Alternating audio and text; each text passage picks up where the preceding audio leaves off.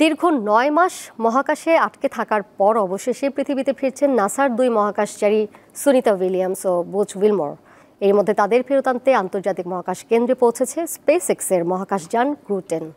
সবকিছু ঠিক থাকলে আগামী বুধবার পৃথিবীর মাটি স্পর্শ করবেন এই ২ মার্কিন নভোচারী।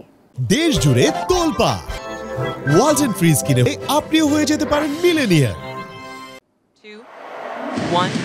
গেল বছরের ৫ জুন বোয়িং এর নির্মিত মহাকাশযান স্টারলাইনারে করে মাত্র ৮ দিনের জন্য আন্তর্জাতিক মহাকাশ স্টেশনে যান নাসার ২ নভোচারী সুনিতা উইলিয়ামস ও বুচ উইলমোর। কিন্তু পরীক্ষামূলক মহাকাশযান স্টারলাইনের কারিগরি ত্রুটির কারণে সেখান থেকে আর ফিরতে পারেনি তারা।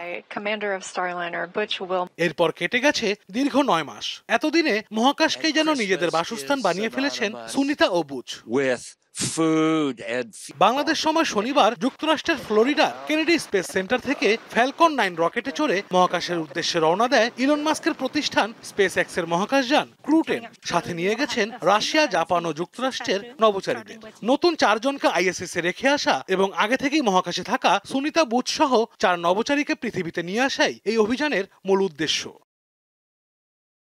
নাসা জানিয়েছে রোববার সকালে ক্রু ড্রাগন ক্যাপসুলটি আইএসএস এর সঙ্গে সংযুক্ত হয়েছে। মহাকাশযানটির দরজা খুলতে সময় লেগেছে ১ ঘন্টা। নতুন ক্রুদের মহাকাশ স্টেশনে পৌঁছানোর পর দুদিনের একটি হস্তান্তর প্রক্রিয়া চলবে। তারপর পৃথিবীতে ফেরার যাত্রা শুরু হবে সুনিতা ও বুচের। এদিকে সুনিতাদের ফেরাতে বোয়িং এর বদলে প্রতিদ্বন্দ্বী স্পেসএক্স এর মহাকাশযান ব্যবহার করায় অসন্তুষ্ট বোয়িং এর কর্মকর্তারা। অপরদিকে মার্কিন প্রেসিডেন্ট ডোনাল্ড ট্রাম্প ও স্পেসএক্স এর সিইও ইলন মাস্কের দাবি রাজনৈতিক কারণেই এতদিন বুচ ও সুনিতাদের মহাকাশে ফেলে রাখা হয়েছে।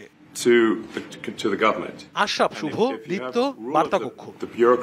দেশ জুড়ে তোলপাড় ওয়ালটন ফ্রিজ কিনে আপনিও হয়ে যেতে পারেন মিলেনিয়ার।